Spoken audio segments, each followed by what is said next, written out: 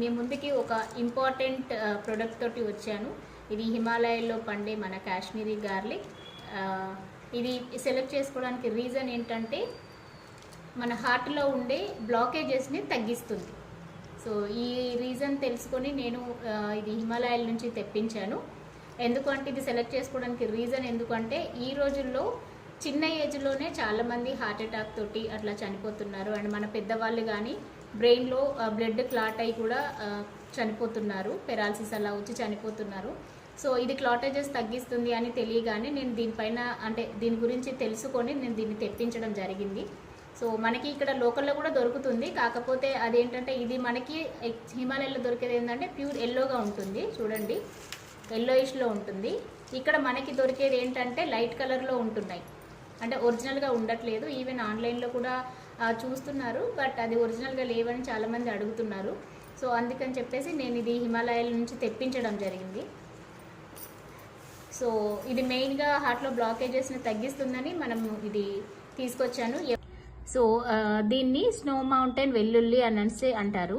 దీన్ని ఇంకొక పేరు ఏంటంటే అలియం స్కోనో ప్రాసం మరియు కాశ్మీరీ వెల్లుల్లి అంటారు. ఇది హిమాలయాల్లో 1800 మీటర్ల ఎత్తులో, అంటే 6000 అడుగులు ఎత్తులో -10 డిగ్రీస్ సెల్సియస్ కంటే తక్కువ ఉష్ణోగ్రతలో ఇది పండుతుంది.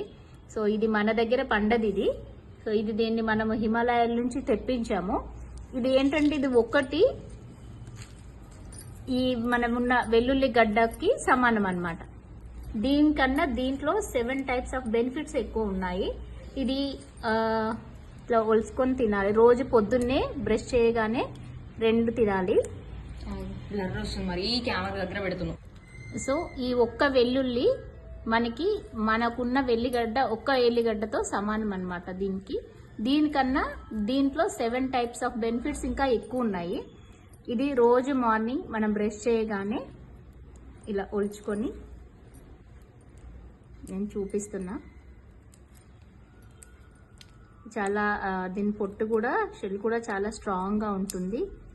సో బయట కూడా చాలా దొరుకుతున్నాయి, ఆన్లైన్లో కూడా వస్తున్నాయి, కాకపోతే అవి అంటే ఒరిజినల్గా ఉండడం లేదని చాలామంది అన్నారు. సో దీన్ని మనము హిమాలయాల నుంచి తెప్పించడం జరిగింది.